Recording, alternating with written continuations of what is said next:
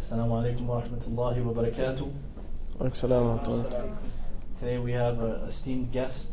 Many of you might know him. His name is Ahmed Bashe, and he came a very long distance today to help you guys and to give a great lecture so you guys may benefit. So I'd like you guys to give a warm welcome to Ahmed Bashe and say Assalamu alaikum. Bring them close. Jazakallah khair.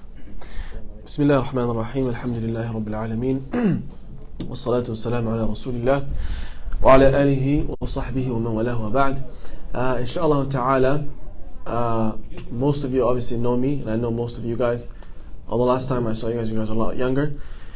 But inshallah, I'm not going to give a very in-depth lecture today. What I'm going to do inshallah is share with you guys some advice that I would give to myself.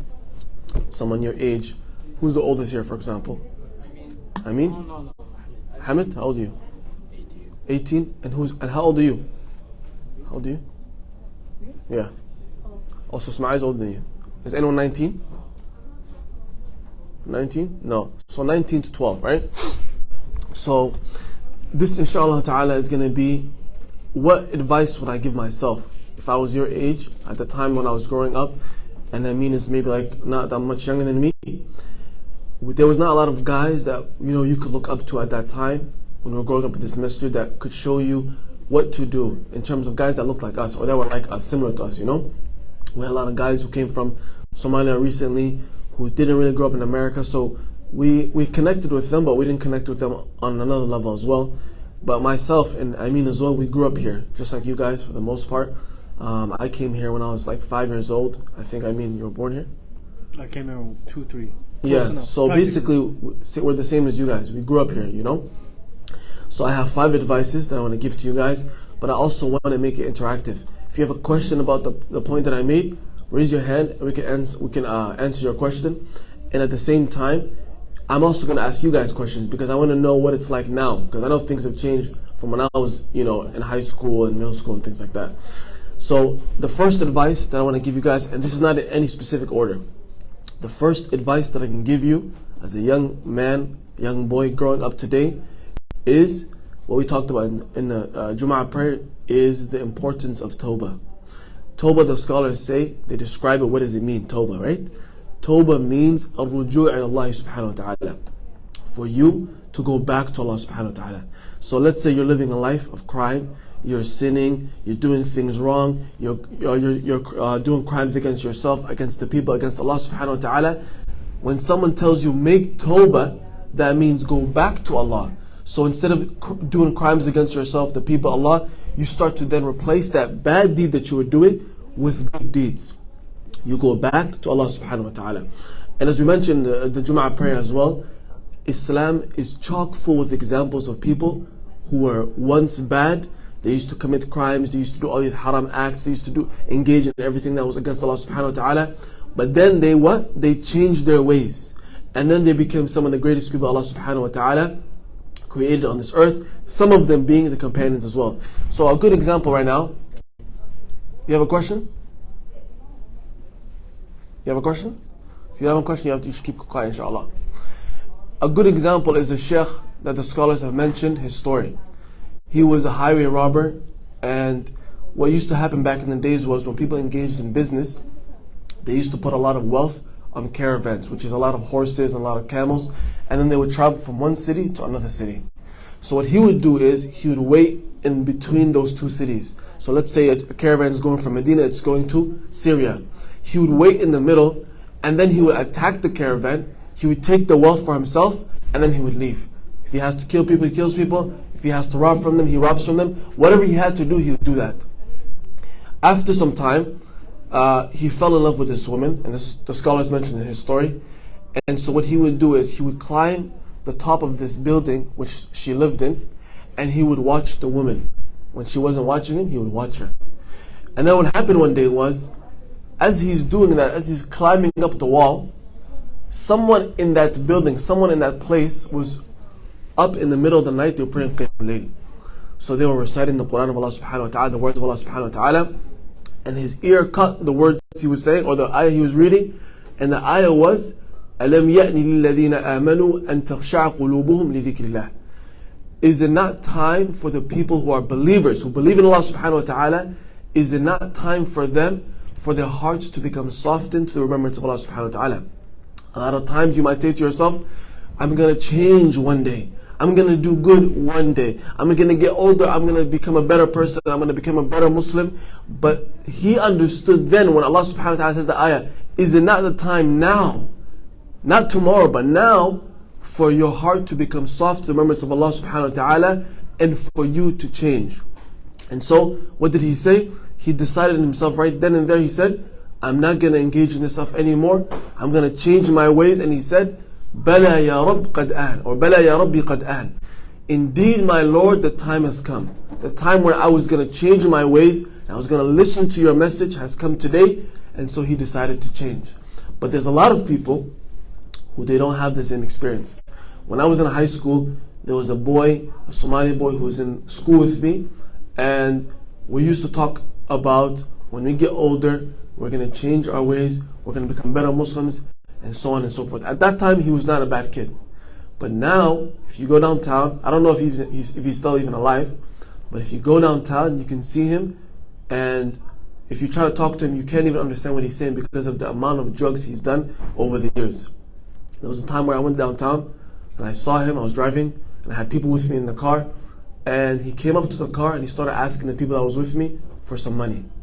And then I looked at him and I said his name. I said, yo, assalamu alaikum, how you doing, man? And he didn't even remember me. Because of the amount of drugs he was taking and the fact that he was in that lifestyle for so long, he basically lost himself. Allah subhanahu wa ta'ala says, وَلَا تَكُونُوا كَالَّذِينَ نَسُوا اللَّهَ فَأَنْسَاهُمْ أَنفُسَهُم. Don't be like those who forgot about Allah subhanahu wa ta'ala, so Allah made them forget themselves.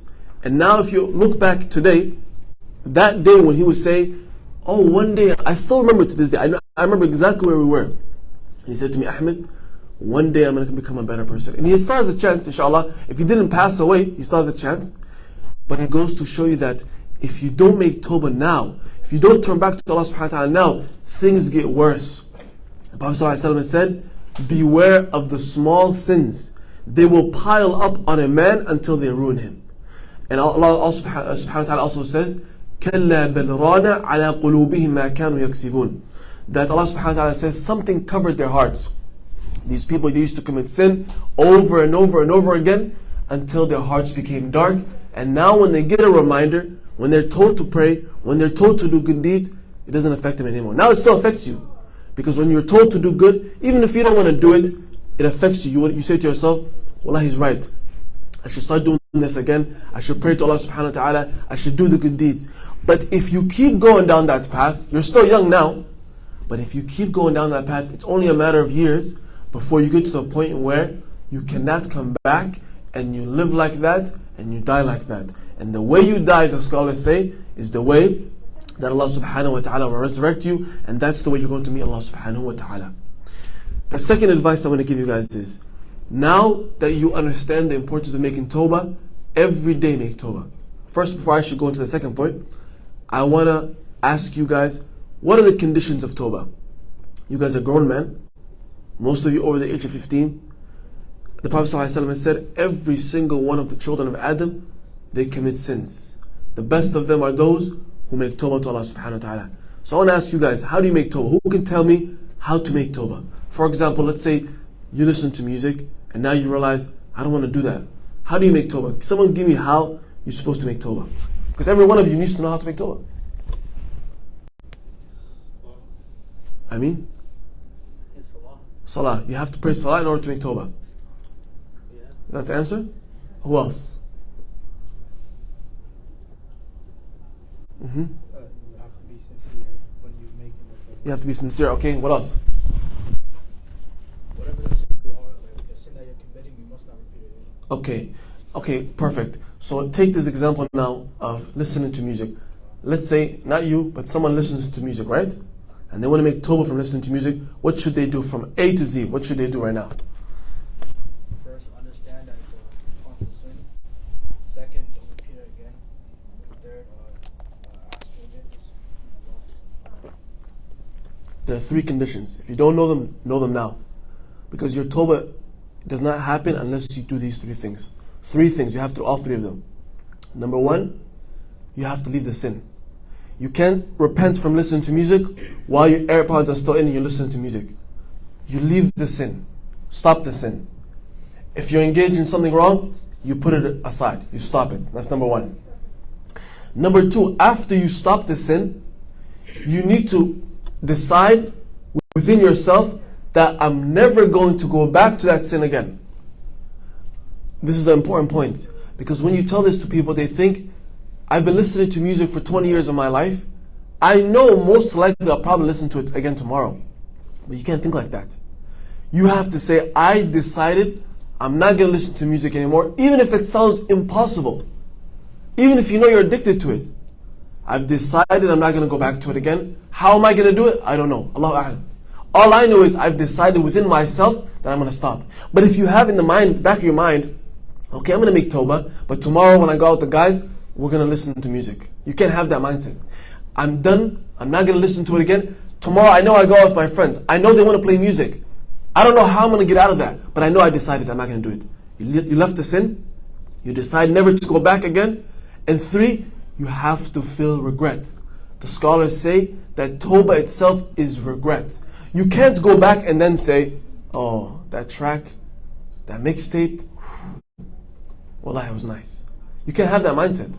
You have to say what I was doing then was wrong. Even if your soul is, yes, it's possible. Because these are desires, that your soul might still like it. But you have to know, I regret doing that. I wish I didn't do that. The Prophet ﷺ has said that every single person will be forgiven except the one who does something at night. He comes the next day and he says, I did this and I did that. I did that with this person, I did that with that person. And that's one of the problems of this age. I remember when we were younger, there were Somali boys and girls who went to this duksi, who used to do things that were wrong, but guess what? No one knew about it. And that's not being a hypocrite. That's not being a hypocrite. You understand that this thing is bad, you want no part to do with it, and when you do it, you did it because you fell weak to it. But now, in today's day and age, someone does a sin and then they post it. Something that surprised me was guys that are not much older than you guys, who I used to sometimes give classes to, Sayyid Ali used to give classes to. Now they post everything that they do on Instagram. I have some of them on Instagram, and I'm surprised because I remember 5-6 years ago, people didn't post the things that they did wrong because they knew it was wrong. That doesn't mean you're a hypocrite.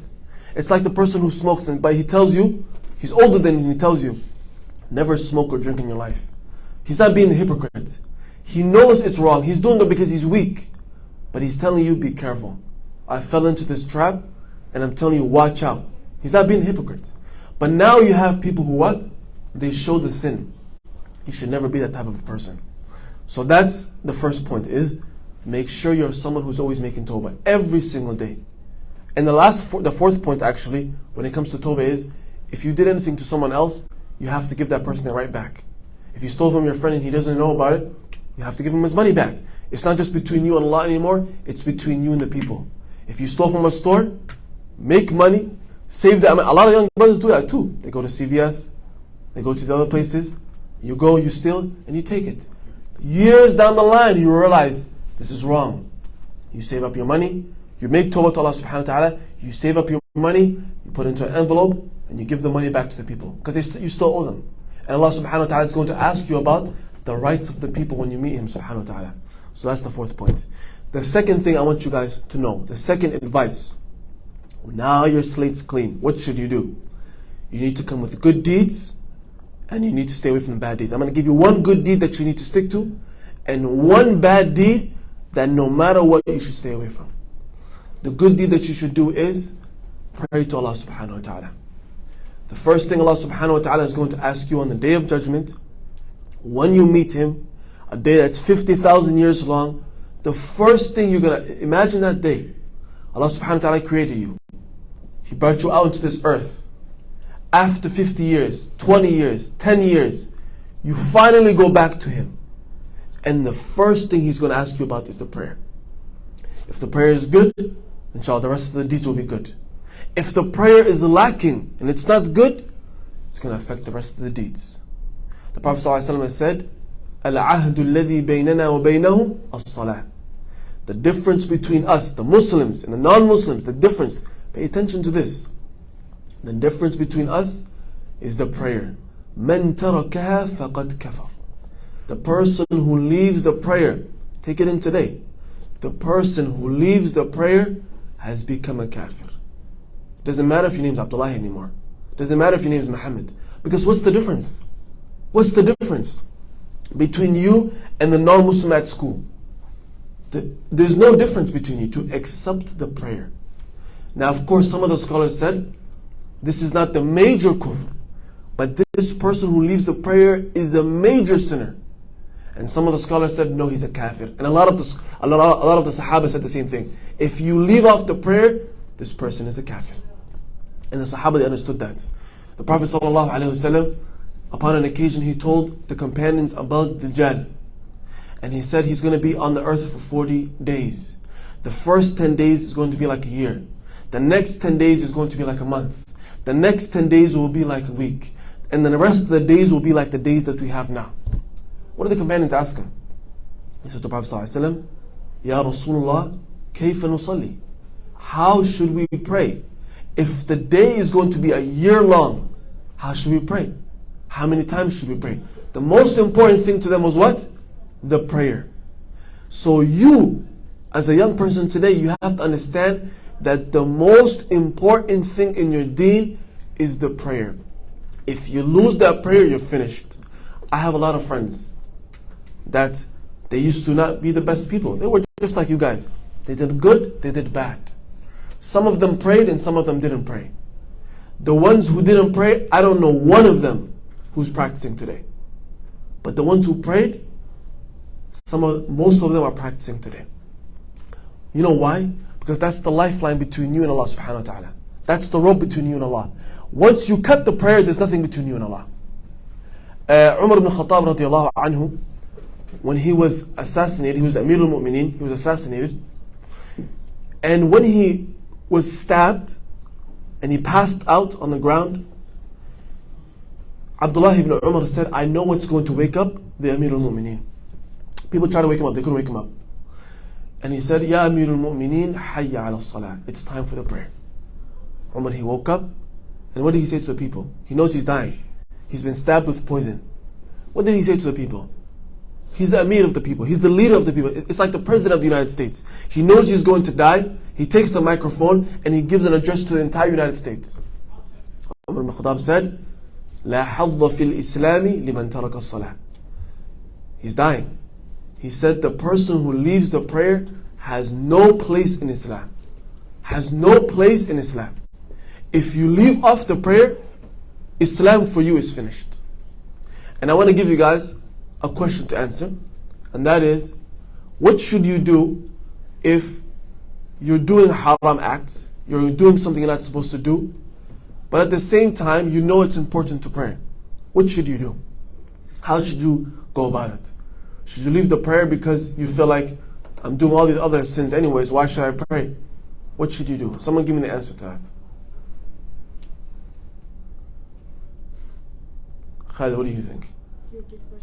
If you're someone, you're a young boy like you guys are today, and there's desires that you have, there's sins that you fall into. Sometimes you listen to music, sometimes you eat something that's maybe haram, sometimes maybe you look at something that's haram.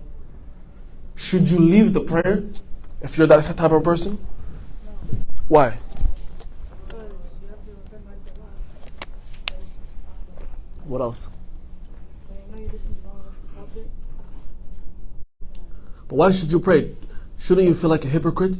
Because you're doing all these sins anyways. Why should you pray? You might as well not pray too. This is the idea a lot of people have. Who can help out? Hey? Because prayer is the most important. What was your name, by the way? Abdullah. Okay. Prayer is the most important part. Exactly. Prayer is the most important part. Don't let somebody trick you. Praying the prayer and doing sins does not make you a hypocrite. That's the nature of a human being. I want to give you practical advice. It's not something I'm telling you to do. But let's say, for example, you and your friends are going to go out and you guys are going to go do something that's wrong. And it's at nighttime. You should pray Isha, go out with them, come back, pray Fajr. I'm not condoning with the things you're doing. I'm not saying you should go out and do that. But it shows you that the prayer is the most important thing. For you to sit and pray still is way better than for you to say, well, I might as well not do it. You and your friends, you guys want to go out? You guys want to do something that's wrong? And you say, hey, look, I know I'm weak. I know I may go and do that wrong thing. But before I go, I'm going to pray. That doesn't make you a hypocrite. That makes you a Muslim. So the most important point here is, no matter what sin you fall into, I'm not telling you to do these sins. But the advice here is, still be a Muslim. And how can you still be a Muslim? By praying. Commit the crime, pray. Commit the crime, pray. Doesn't matter. Take a moment and pray. I remember when I used to go to school, and I used to sometimes pray in the hallway because it was pray. And I used to think to myself, people are going to think you're weird because no one prays. A lot of the Muslims don't pray. Forget the non-Muslims. And they're going to think, this is strange. What are you doing? There's been many times where I was praying in the corner and a security officer came by. Someone came by and said, hey, what are you doing? You have to move. Just kept praying. I used to feel a little nervous and uncomfortable when I was younger. But I used to tell myself this. Every single one that's here, every single human being has been created by Allah. Every single one of them is supposed to pray. Every single one of them will be asked about the prayer. So I'm not the one who's weird. It's them who's weird. So that gives you that strength. But if you feel like, no, I'm something's wrong with me. Look at me, I'm praying, look at these people. Think about it. You have to change your mindset and think to yourself, no, I'm the one who's doing something right. It's like if everyone all of a sudden takes off their clothes and starts walking around naked. Are you going to say, oh, I'm weird, I should probably take my clothes off? No, you're going to look at them and say, something's wrong. These people, something's wrong with them. You're going to stay away from these people. I don't want to get too much into that point, but that's the good deed that you should stick to. There's a lot of other good deeds you should do, but that's the good deed you should stick to. The deed that you should stay away from. Who knows what this deed is? Every bad deed, you should try to stay away from it. But what is the deed that can corrupt you? The deed that you do that's happening now, it's a contemporary thing that people do. What is that sin, based on your experience, the people you know, the people older than you, the things you've seen?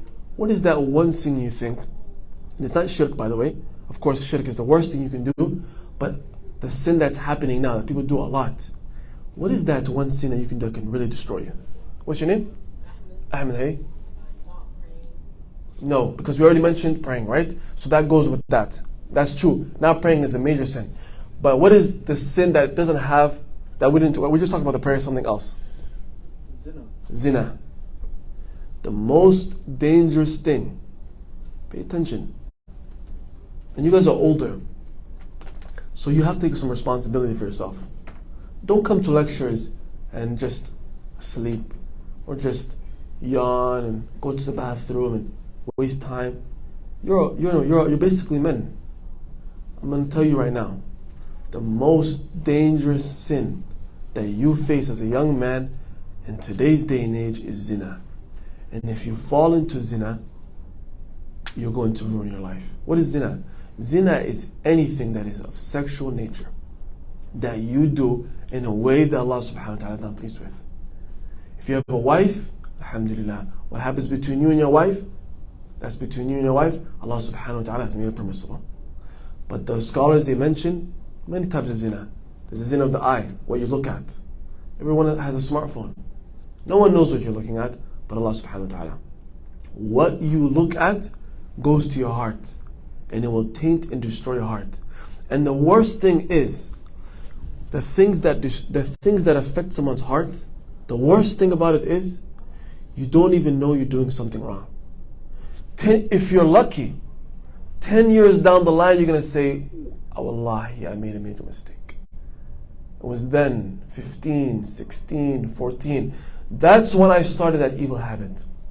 Look where I am today. It affects you. That's if you're lucky.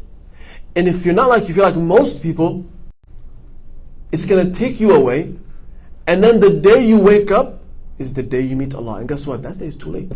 It's too late. You have to wake up now. Even those who changed, even those who realized down the line and changed, they still have an effect on their heart. It will always be there. You will always have some issue. Because you started. Don't start. There's a zina of the eye. There's a zina of the mouth, the things that you say. You tell your friend, yeah, I did this, I did that. Close your mouth. You're committing a zina. There's the zina of the hand, what you touch. And then there's the zina of the private part. The private part will do what the other three did.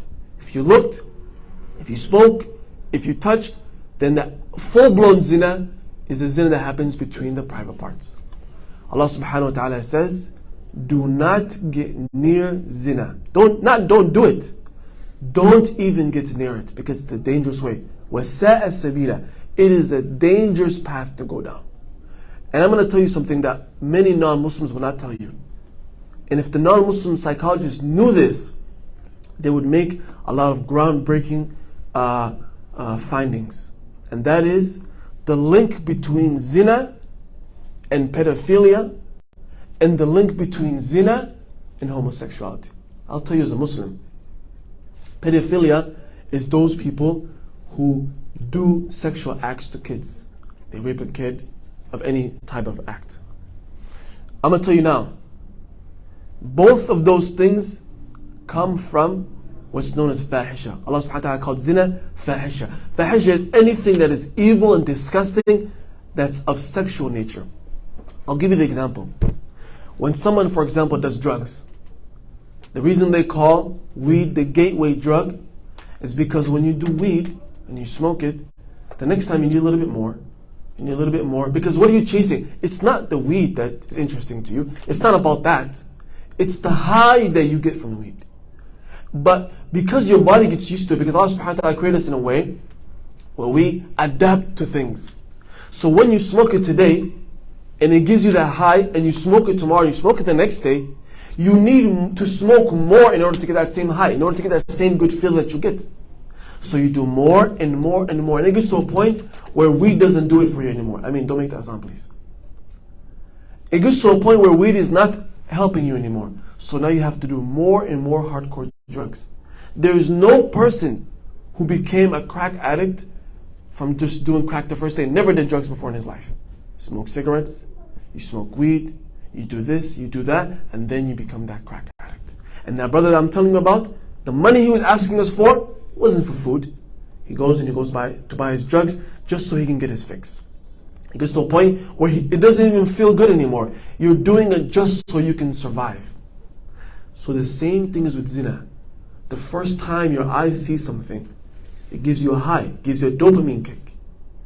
And then you look at it again, you look at it again. It gets to a point where that thing is no more. It's not giving you the same high that you had before. So you have to get into more and more bizarre and strange things, because you're going down the rabbit hole of fahisha, that rabbit hole of darkness. And then it gets to a point where a man no longer wants to be interested in women, but now he's interested in men. No longer interested in men and women, now he's interested in children. No longer interested in men, women, or children, now he's interested in animals. That's how it goes. And then the cycle continues. Why? Because someone like that will then harm a young child, maybe rape a young child, or do something to a young child, and then that young child will associate that pleasure that's natural, that you're supposed to have between you and your wife, with what happened to them.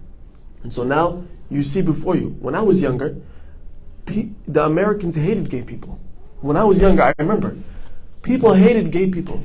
People didn't like gay people. People thought it was a disgusting thing. But now it's everywhere. The school that Amin and I went to, one of the professors there was the first person who legislated or who presided over a gay marriage. And she was at our graduation, and people were celebrating her, and they gave her this big award, and everyone was standing up, gave her, a standing ovation. Things are changing. Why? They don't have a reason for it, but we know as Muslims, it's the result of zina. So you as a young person, and I'm not even getting into the disease that can happen to you. One disease in one time you do something can make it so that you will never have children again. You will never be able to have a child. Or you will never be able to even get married, because once you tell that girl that you have this disease, she doesn't want that to have that in her system, and so she's not interested. And then you go down that path. So that thing that you need to protect yourself from is zina. The third point that I want to make is something that people often overlook, and that is the importance of guarding your reputation. You're a young man, there's going to come a time where you're going to be a grown man. And when you become a grown man, you're responsible. You're going to be a leader. At the very least, you're going to be a leader of your family. You're going to lead your wife and children. You're going to lead the community. If you are involved in da'wah, you're going to lead the da'wah affairs. And you cannot become a leader without good reputation, and you cannot maintain leadership without a good reputation. Let me give you a story of Imam Bukhari. Imam Bukhari, upon an occasion, he went on a boat and he was traveling, and he saved up a lot of money that he wanted to do business with. When he was on the boat, he told one of his friends that were on the boat with him, he said, or not his friend, someone that was on the boat with him, he said, oh, I have all this wealth, it's this much money, and when I get to the shore, I'm going to engage in this kind of business, I'm going to start this kind of a business. That man was a thief. So he went to the captain of the ship and he said, I lost money, it looks like this. He described Imam Bukhari's money. He's trying to steal it from him. And then the captain of the ship stopped the ship and he said, everyone is going to be searched until we find this man's money. What did Imam Bukhari do? He took the money and he threw it into the ocean. When they looked at everyone, they couldn't find it. The man came to Imam Bukhari and he said, where's the money? I know you're not lying because you're Imam Bukhari. Everyone knows. You're not a liar, you're the best person who transmits the hadith of the Prophet ﷺ. And he said, I'm someone who relays the hadith of the Prophet ﷺ. I'm someone who transmits them to people. I'm someone who teaches the hadith of the Prophet ﷺ. So I didn't want for them to find the money on me and then there to be a question mark on my reputation, because then people won't take the hadith from me anymore. So I chose my reputation over what? The money that he had. And this Imam Bukhari, he could have easily argued and said, no, this is my money. And most likely people would have believed him. But he's afraid, not that people are going to say he's a thief, but just the question mark. Do you think he stole it? Maybe, maybe not. That's going to have an effect. Well, like the Prophet ﷺ once got married to a woman, and then the companions saw the Prophet ﷺ with that woman. But they didn't know he got married. And he told them, don't worry, this is your mother. I got married to her. I'm not just walking with a random woman in the street. They said, oh Messenger of Allah, do you think we would doubt you? He said, no, but the shaitan, or kama qala alayhi salatu wasalam, can throw something into your heart. Wow, did the Prophet ﷺ do that? And that causes you then to doubt that person. So let me give you guys a practical example with regards to good reputation. A lot of guys, today they want to grow their hair out. The Prophet ﷺ has said, grow it or cut it all. Leave it all, grow it all or cut it all. Think about this. If you want to grow your hair out, that's your prerogative. I personally think you should cut it. If you don't want to cut it, at least style your hair. Put something in it, comb it, do something to your hair. But if you're going to grow it, be wise. When you come to the masjid, put on an imamah, put on a hat.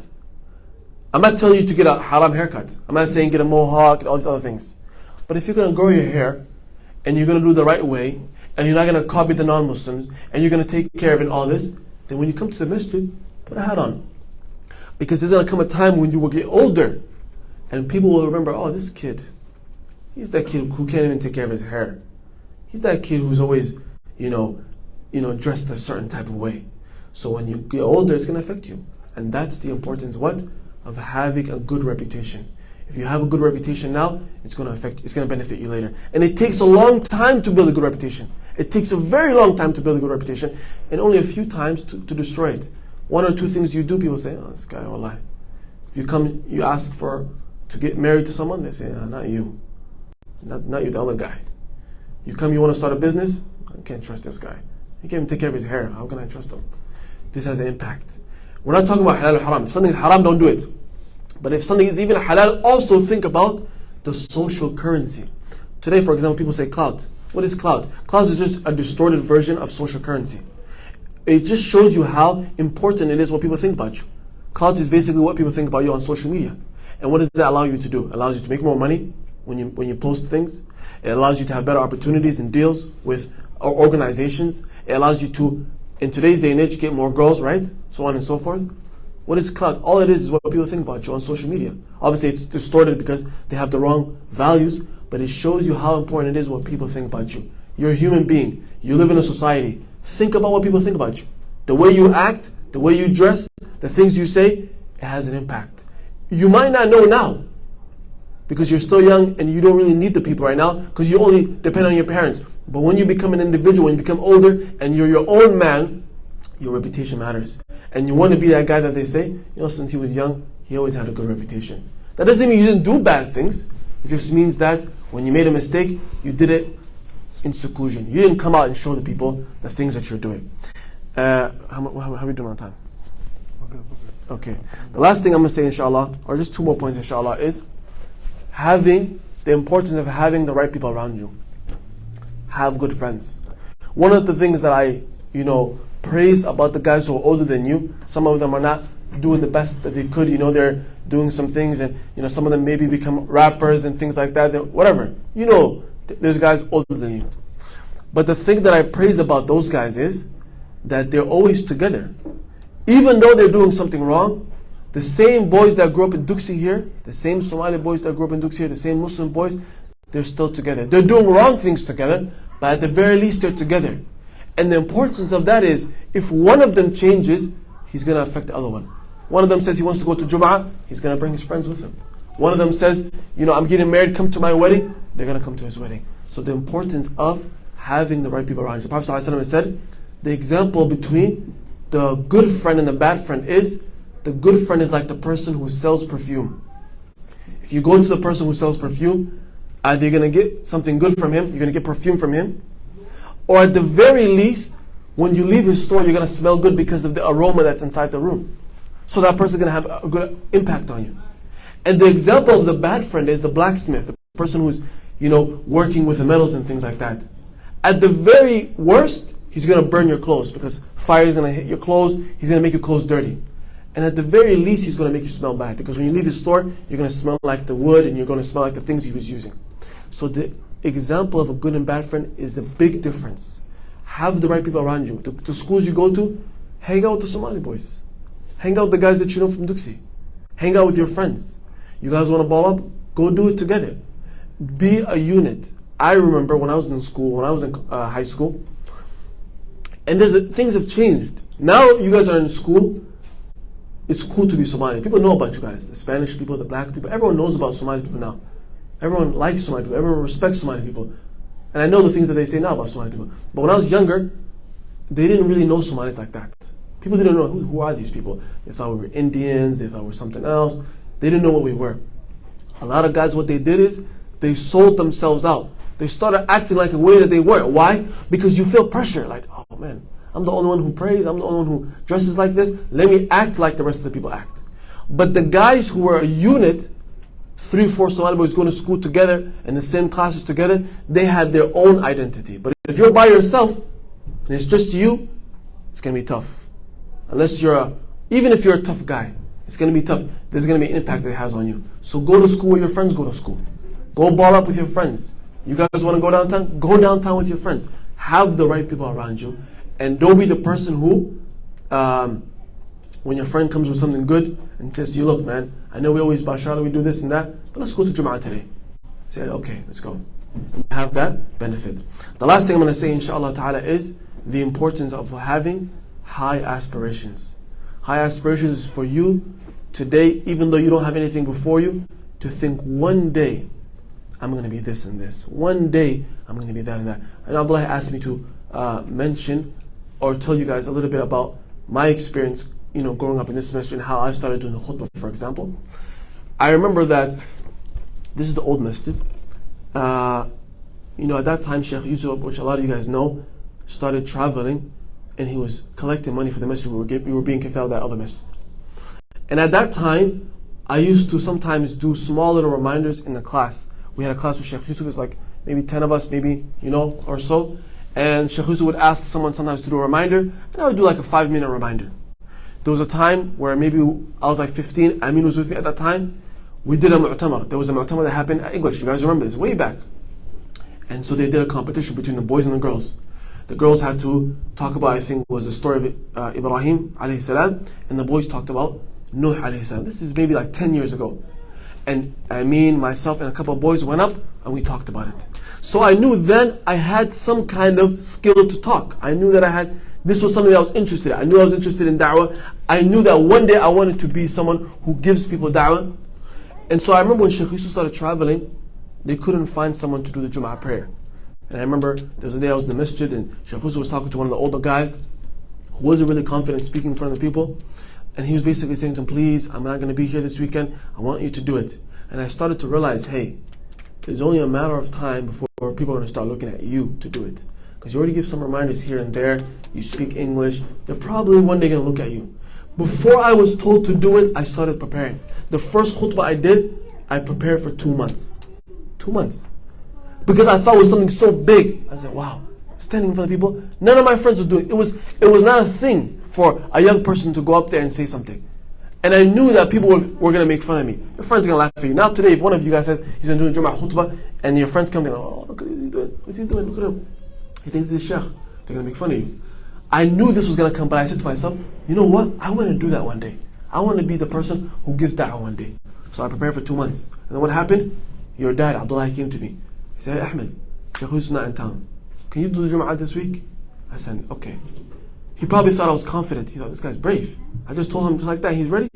I was preparing for 2 months. You know how long my khutbah was? Maybe like 10 pages of notes. I wrote so much notes. I memorized the thing from A to Z. I memorized the entire khutbah on top of my head. I went up there, I took the mic. It was like I pressed record. I just started talking 1,000,000 miles per hour. I just said everything. I just dumped all the information there on the people. And I remember then, people used to what? Some of my friends used to make fun of me. Some of them used to laugh. Some of them felt secondhand embarrassed. Some of them put their head down like, oh man, what is he doing? He's making us look bad. What is this guy saying? And I didn't tell anyone to on purpose, because when I was preparing the khutbah, I was sitting in front and I knew it was almost time. I was waiting for the time to go up. Now I know that when you're doing Jum'ah khutbah, it's better for you not to be there and then to come in and go up straight. But I didn't know that at the time. I was sitting in the front just doing my notes. When my friends looked at me, he said, you doing Jum'ah khutbah today? And I said, yes. And he was like, wow, this guy's crazy. It was 2 weeks before that when my dad said to me, hey, if you're going to be in the masjid always, do something. Don't be that guy. That's an important point. Don't be that guy who just, when he's here, no one benefits anything from him. And when he's gone, no one really asks, where did he go? Where is this guy? He said, I was young. I was 18 years old. He said, you should be someone who is in the forefront. Don't be that guy who's always there, doesn't contribute anything.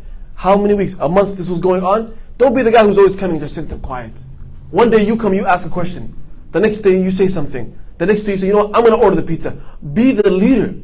Don't be the follower. As a man, you should not be a follower. Sometimes, yes, you're in a position of following people, but your mindset should be, I should be a leader. So I was preparing, and I did that. And then, because I prepared for it, I knew that when I go up there, people are going to say, who is this young guy talking to us and giving us a khutbah? It's always the big sheikh, Sheikh Usman, Sheikh Yusuf. So I said, I have to think about, okay, what is a good topic that I can say that's going to, counter what they're going to say? I said, oh, okay, I'm going to talk about the importance of the youth in Islam and their role in Islam. So that when someone's listening to my khutbah and they say, why is this young guy up there? I already gave him the evidence. I gave him the dalil. Because this is the role of young people in Islam. And that's the importance of preparing. But you cannot have that unless, what? You become someone who has high aspirations. I also remember when we first started doing the youth retreat. This is so long ago. Sheikh Yusuf was like, one day you guys are going to take over. And I thought, this is huge. How are we going to one day take over this organization and then start doing da'wah and all that? And when I first started doing lectures, I remember some of the girls in the back would laugh. They think, what is this guy doing? But then you have to be hard-headed. You have to have high aspirations. And then when you start doing the thing, you have to be hard-headed. I told myself, I don't care if all of them leave. I'm going to sit here, I'm going to keep talking. I don't care if they all laugh, I'm going to sit here and keep talking. And then you reach the next stage, which is you become good at your craft. And then the next stage after that is people ask you for advice. So any of you guys who has high aspirations, who wants to do something, do that thing. No first thing, people are going to laugh at you. What are you doing? This is weird. Number 2, you need to be persistent, hard-headed. I'm going to keep doing it. What is this guy doing? This is weird. What are you doing? You be hard-headed. No, I'm going to do it. I'm going to do it. I'm going to do it. And you stay consistent. And then you get good at it and people get used to it. Now your friends come to the khutbah and say, oh, okay, what's his name doing? Okay, let's listen. And then it gets to a point where they ask you for advice. Hey, I'm supposed to do it this week. What can you help me out with? What should I say? How should I do it? So inshallah ta'ala, that's all that I wanted to say. If anyone has any question on the specific topic, if you guys have any fiqh related questions, ask the Imam. But if you have any advice related question, What should you do in this case? What should you do in that case? Inshallah, we'll take some questions now. If you want to add something, we'll take that as well. If you want to share your aspirations and you want to say, this is something that I want to do, inshallah ta'ala, this is something that my goal is to be this and that, you can share that as well. So inshallah, we'll give it up to you guys, inshallah. Takbir. Takbir. MashaAllah, that was a very beautiful lecture. I know you guys benefited from it greatly. If you guys do have any questions, right now would be a great time to raise your hand. Or maybe if you want to write something on a paper, bring it up here, no issue at all. If you guys want to even ask after the lecture, that's not an issue at all. You guys let me know. You guys have any questions? Yallah. My question is like when Ahmed was talking about having good people around you, right? When you're like in a school, right? You don't have any of your disciplines there. You're like the only person like that's a Muslim there. Like, what? How do you? Arthur, it's very difficult. I had a friend of mine who went to college with me, and he wasn't practicing, and he started practicing, and he was living on campus at the time, and I remember when he started practicing, he started wearing a thobe. He was in college, and I went to a school where it was just a bunch of white people. There's no Muslims. There's no even minorities really. It was a bunch of white people. And I remember he said to me, Ahmed, I'm strong Muslim, mashallah, I'm strong. I go downstairs, I go to the courtyard where everyone is, I have my khamis on, and I just read my Quran, I do my thing. It's a very strange thing, really, when you think about it in today's context. But you know what? I knew that one day it's going to affect him, because you can't go alone. You need people with you. You need people by your side. After a while, I feel like it started to affect him. Now, alhamdulillah, he's doing better because he graduated and he's not in that environment anymore. But you're going to start to slip up if you're by yourself. So what I would say is, if you're in a school where you don't have those types of people, first of all, look for them, because sometimes you will find some people. Or sometimes you'll be surprised that someone is practicing. Maybe he's like you, he's quiet, he doesn't say anything, because he's like, oh, I don't want to tell anyone I'm praying and stuff like that. That's weird. So he's praying in one corner of the school and you're praying in another corner. Look for them first. If you can't, I sincerely believe you should leave the school, go somewhere else. Go to another school. Tell your parents, I don't feel like I have good Muslim friends there. And go where you can.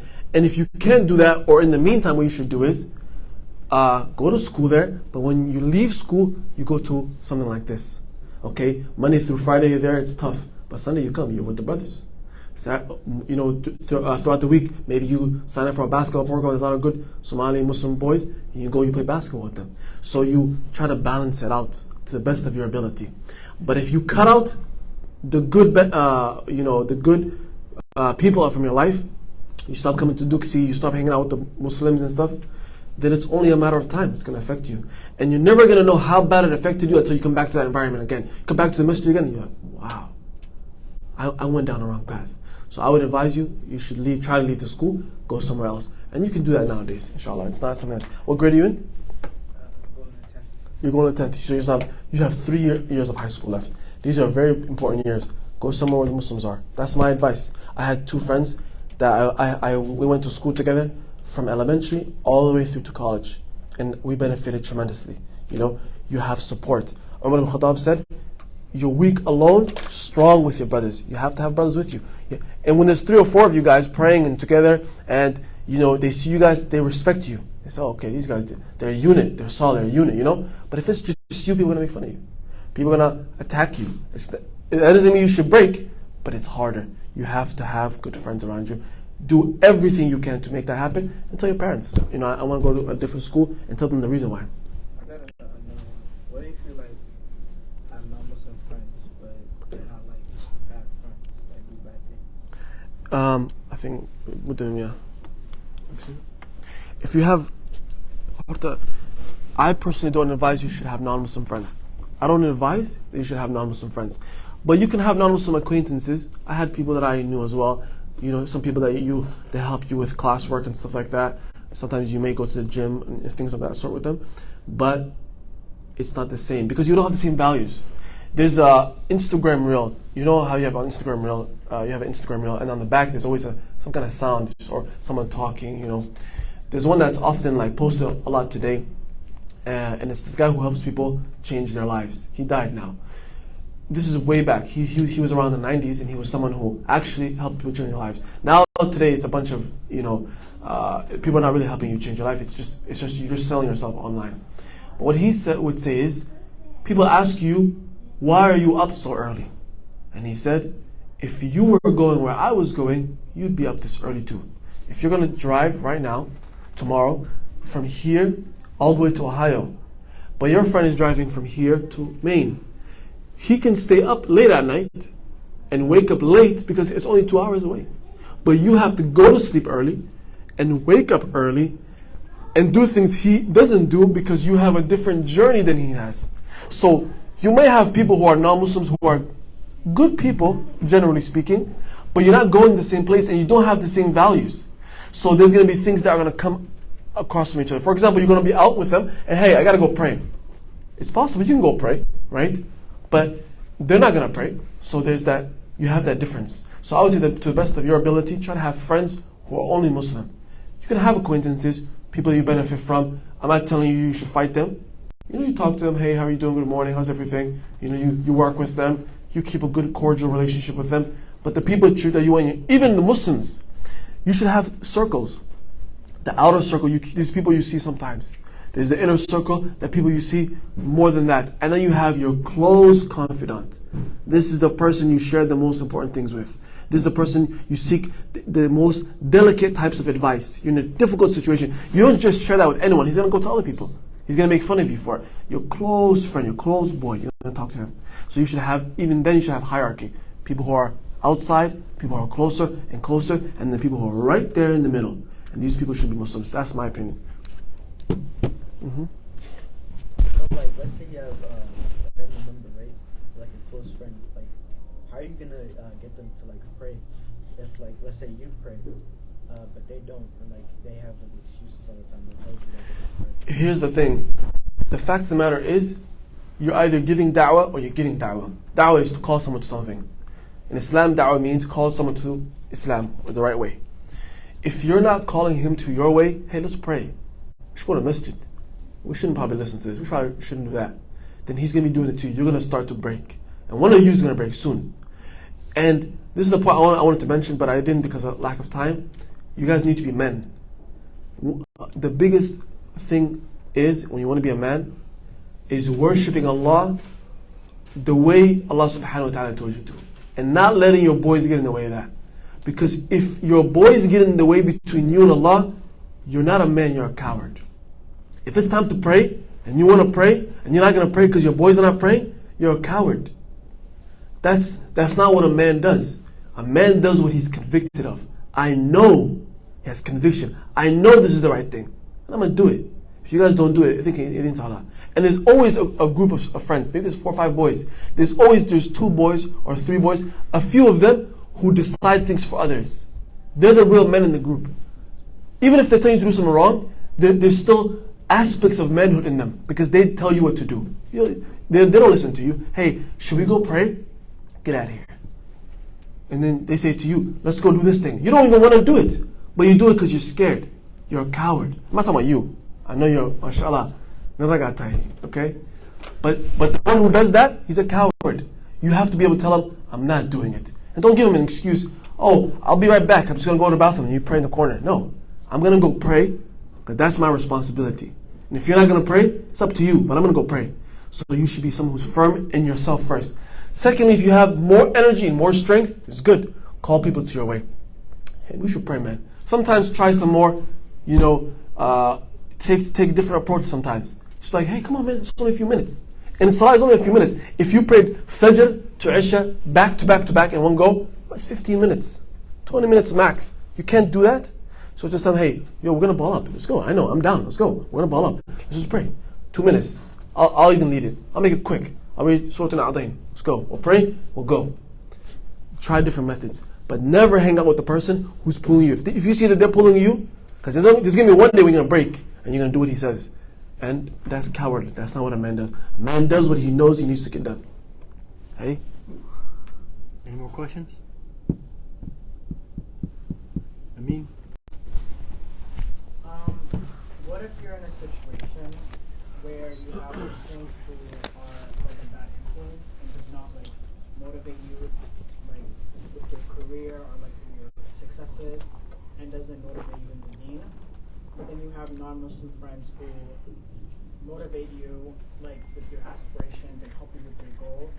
And although they're not Muslim, they are open. Like if you pray, they're not gonna, they're not gonna have a problem with it. Or if you fast, they might encourage you. They encourage you to fast. What would you say that situation? Every situation is different. If someone's calling you to something wrong, if they're Muslim or not Muslim, you should listen to them. And I don't want you to think that you can't benefit from the non-Muslims.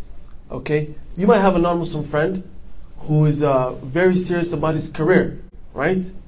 And he says to you, I'm going to take school seriously. I'm going to get this job. I'm going to be successful. He says to you, I'm not going to do drugs or alcohol not because I'm Muslim, but because I know it's a waste of my time. I have places to be, things to do. You can still benefit from that person. You can still study with that person. You can still ask him questions. How did you do that? How did you get into that school? How did you do this assignment? You can still benefit from them, but there's always an arm's length that you should keep. Why? Because let's say, for example, that guy, he's serious. He doesn't do drugs. He doesn't do anything. He doesn't party. He doesn't hang out with girls because he's serious about his career. But there's the difference between you and him is his career is everything to him. But to you, your deen is everything. That doesn't mean you throw your career away. That's where you guys split paths. You guys are on the same path, but then maybe 5 years down the line, he says, hey, we have this work conference. For example, my brother-in-law, he works at this big company, and he told them, I have to go to Jum'ah. On Fridays, I have to go to Jum'ah. I can't. And they said to him, his boss said to him, no, because you're a senior representative, you need to be at this meeting. And he told them, this is the type of words that they use in corporate America. He said, it's good for visibility. You want them to see you there. You got to be there. He said, no, I'm adamant. I got to go pray. I got to go do my Jum'ah thing. But there's going to come a time where you and that person will disagree on things because you don't have the same values. But where you guys do align in values, benefit from him. Learn from him. Ask him questions. But take everything with a grain of salt. Keep it always in the back of your mind. Hey, we're a little different. And that's with everyone. You always take it with a grain of salt. That doesn't mean you can't benefit from people. We're human beings. The Prophet ﷺ, the companions, they benefited from non-Muslims. Benefit from him. If you have something, and the Prophet ﷺ said that hikmah is the lost treasure of the believer. If it's not an athar. Hikmah, wisdom, is the lost treasure of the believer. He takes it wherever he finds it. If you find it from a non-Muslim, you take it. If a homeless person tells you something good, you take it. If it's something bad, you leave it. It doesn't matter who the person is. So yes, you can benefit from them. You should take from them. Take the good and leave the evil. Keep that in your mind. Take the good and leave the evil. When your friend tells you something good, take it. Something bad, okay, I'm good. Also, that doesn't prevent you from being kind or showing kindness to non-believers. But what I would advise is to be strategic. And being strategic doesn't mean you're being fake or not honest. You have to understand that at the end of the day, their most fundamental beliefs are different from yours.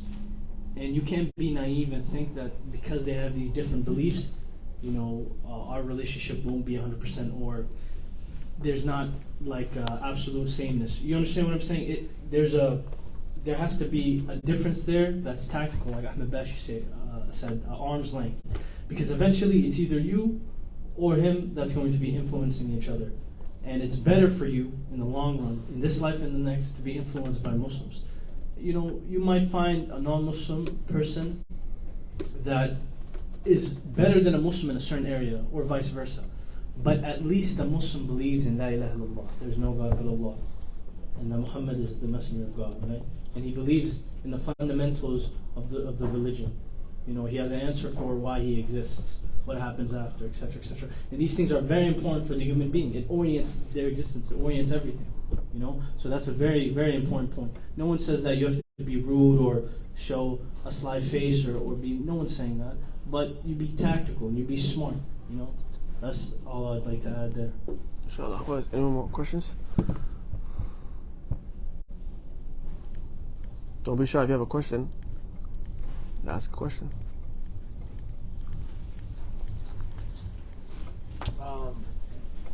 say in terms of da'wah, right? How does you know, I understand like, you know, the premise of da'wah, but how does one like, do it? The way that you can do da'wah in many ways. You can do da'wah via your speech. You give lectures to people that looks like lectures, or one-on-one when you're calling someone to the way, Islam. For example, the brother in the back mentioned having some friends. Give them da'wah. You don't have to give them a lecture. You talk to them. Da'wah can be in your actions, the way you dress, the way you act. For example, everyone knows Habib, you know, the UFC fighter. One of the things that this shows you about how he conducts himself is the importance of being confident in yourself. Everybody knows that he doesn't drink, he doesn't smoke, he doesn't party, he doesn't fornicate, he doesn't even touch the hands of women. He respects them, and he has this way he's about himself. A lot of times, those people will make fun of you if they know that about you. But what do people say about him? They say he's a disciplined man. Wow, they respect him. Even though they don't have the same values, they respect him. He's doing da'wah in the way he acts, the way he is. Someone asked him about another UFC fighter, for example, who they said had mental health problems and stuff. He said, hey, look, if he has mental health problems, I hope he gets better. He's showing people in the way he acts, the way he conducts himself, that he's a Muslim. There's a way that a Muslim conducts and acts. And you should try to then do that. And if you could do more, then yes, you can, you know, give people pamphlets or talk to them and send them lectures, tell them things that you think will benefit them, inshallah ta'ala. I'm not going to take any more questions. I just want one person, maybe two, to tell us their aspirations. You don't have to get into detail and say, this is exactly what I want to do. But one or two people can say, inshallah ta'ala, when I'm 25, when I'm 30, I want to be this.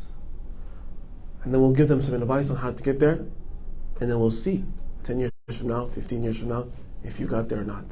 And that will be a great, inshallah ta'ala, motivation or boost for you. So anyone, inshallah, something that you want to be 10 years from now, 15 years from now. And everyone should have an answer, by the way. Because if you don't have an answer, how can you live life and you don't know where you're going?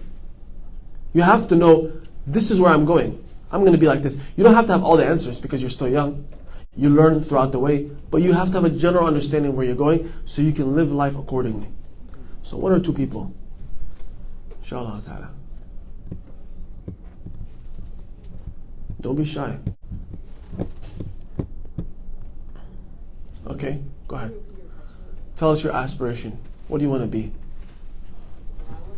Yeah. Can you come over here?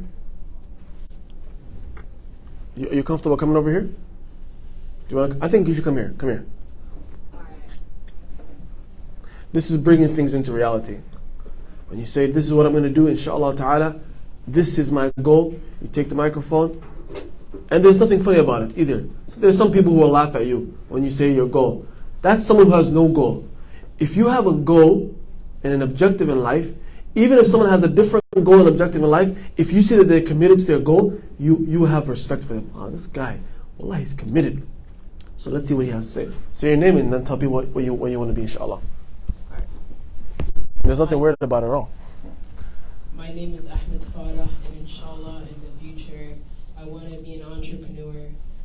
Tell us a little bit more about why you want to be an entrepreneur. I want to be an entrepreneur because I feel like we have to take more initiative in our goals. For example, I want to be like somebody probably own like more healthcare, because in America, healthcare is very like important, and some people don't have access to healthcare. And I feel like that if I start like, for example, places where, for example, there's a lot of homeless people in America that don't have access to healthcare, and when they get hurt, they don't know what to do. So that's just one of the problems that we have to address. MashaAllah. That's a very beautiful goal. Shaykh Tahir was just telling me right now of his best friend when he was younger, before they got married, who said he's going to start a business. You can go sit down, inshallah, thank you. And he said to Shaykh Tahir, you want to join? And Shaykh Tahir at the time couldn't. He had a lot of things on his plate. And now Shaykh Tahir was telling me that his friend has, I think he said 3 or 4 locations, making millions of dollars a year. And the most important thing about being an entrepreneur for a Muslim is your time. Your time. When you're an entrepreneur, you have the money to do what you need to do, and you have the time to do what you need to do. And when you have money and time, what does that equal? Power. So being an entrepreneur is a very important thing for a Muslim man. If you have to work 9 to 5, then try your best, but it's hard. It's very difficult. Think about how you can do that now. What can I do? What are some problems that I can solve? And being an entrepreneur is a very important thing, inshallah ta'ala. One more person, just one more person. And I believe Ahmed will do it, inshallah. He has a very serious face. And the very sad thing is, this is the very sad thing about this reality, is a lot of times when there's people in one room together, and they're young, the very interesting about that thing is, some of them will be the greatest people the world has ever seen, and some of them will become the lowest people that the world has ever seen, and they're all in one classroom. Inshallah, all of you guys will be great. But that's the fact of the matter. With the people I was in school with, some of them are in jail. One of the kids I went to school with, he's an Olympian now. He's one of the fastest 800-meter runners. This kid I used to go to school with, I know this kid. Some of them are business people, they're making millions of dollars. I have a friend who's a millionaire now. I have a friend who's in jail. Look at the difference, right? So what the difference between those people is, one of them had an aspiration like Ahmed has, and then you properly plan for it. How can I make this thing happen? And you stay consistent, and then it's only a matter of time. And the sad reality is, those who don't make it will look back and say, what is this special sauce? What did you do? There's nothing special about it. I stuck to it. When you fell off, I stuck to it. When you came back, I was there. When you left, I was there. I was on it day in and day out. And now I'm here, and you'll never catch up. That's the fact of the matter. Because now it's too late. But you're still young now. Whatever you want to do, you can accomplish it. One more person. Who can tell us? One more person. Go ahead, inshallah. So stack.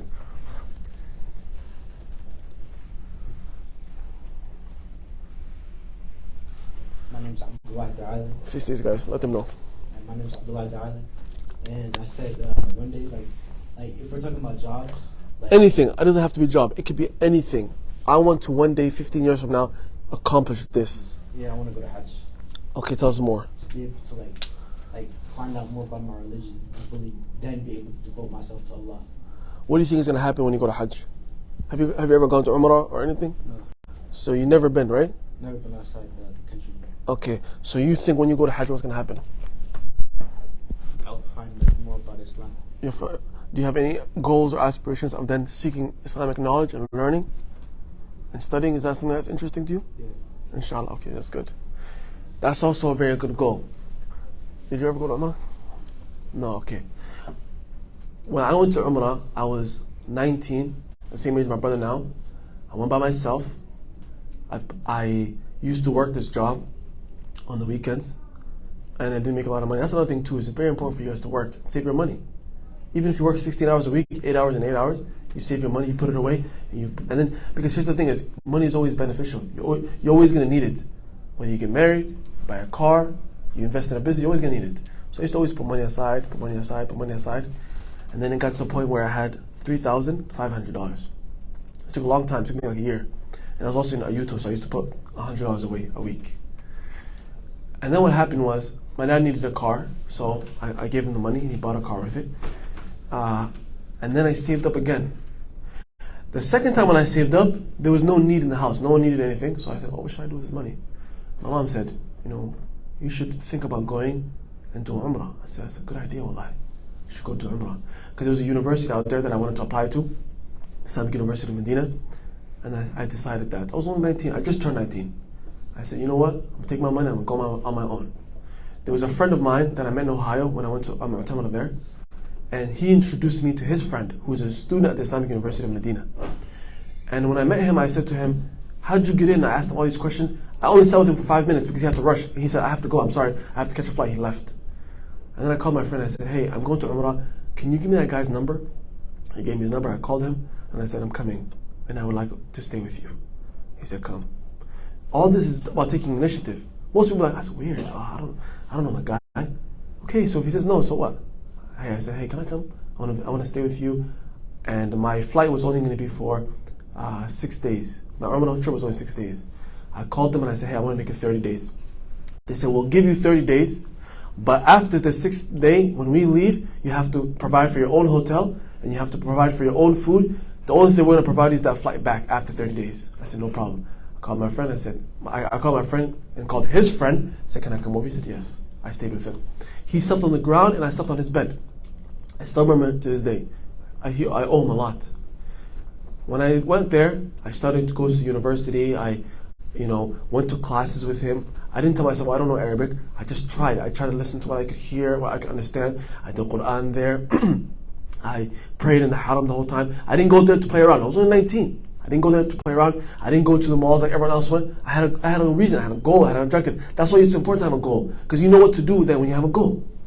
And then when I went there, those were the sweetest days of my life. The best days I've ever had in my life was the days I was at Umrah. I remember there's a time, I mentioned this a long time ago, when I came back from the Umrah trip, they were asking me to talk about it. The best moment of my life, I still remember this, it was a Maghrib prayer. I was coming from the house, walking through the Masjid of the Prophet ﷺ. There was thousands of people walking, and you know when the sun is setting and then it starts getting really red, the whole sky looks a certain type of way. I felt so good, because it reminded me of the day of judgment when everyone's going to go to Allah subhanahu wa ta'ala. In the thousands, obviously there's going to be more then, but there was thousands of people. The adhan was going off. It was a beautiful adhan that was going off, and we were all walking there. And I felt that day that if I die now, I feel I might go to Jannah. Usually you don't feel that. You feel like, oh man, I got a lot of work to do. But that moment, I don't have any other moment really like that. That moment I felt, I'm ready to go. I was only 19 years old. And then when I went to that trip, I went and I applied to the university. Qadar I ended up not getting into the university. And then there was another university I also applied to as well. And alhamdulillah, after some time, I did get into it. Inshallah, hopefully, soon I'll go to that school as well. But it goes to show you the importance of having an objective. Knowing, and how do you have an objective? The way you have an objective is, you have to sit with yourself. You have to block out all the noise. If you're always going out with your friends, you're always with people, and there's always this noise, and you're never sitting with yourself, and sit down and just get some tea, get something to drink, and sit down and ask yourself, who am I? What do I want to do with my life? What do I like? And if you do that over and over, you start to figure out, okay, this is what I want to do. Then you make a plan, and you're not going to make the best plan because you've never done it before, but you make some kind of a plan, some kind of a roadmap. Okay, I know I want to seek Islamic knowledge.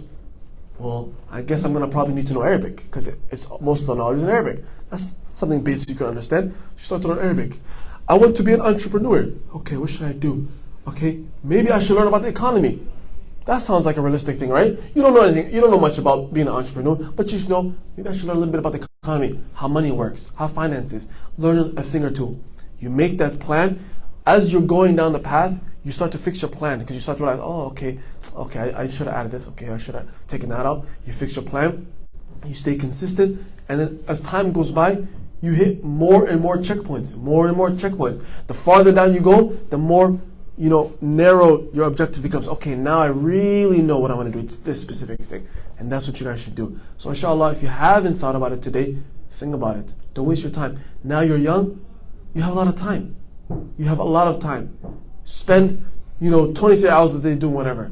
Just 15 minutes a day. Sit there and ask yourself, what should I do? Make dua to Allah. Allah, guide me to something. Give me a purpose. Give me a mission. Give me a vision in this life.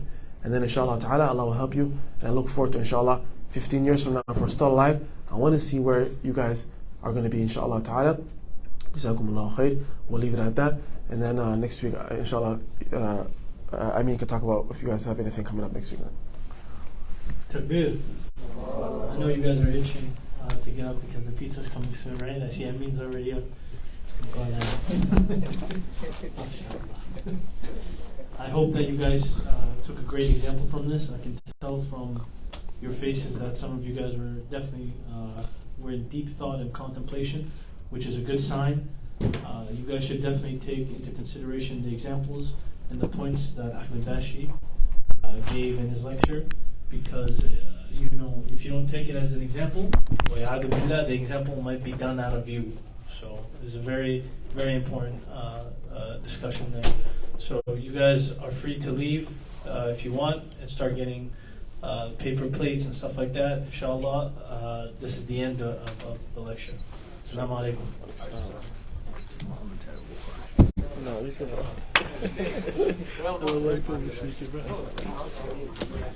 Sit down. Sit down. Come on, sit down. Bro, can you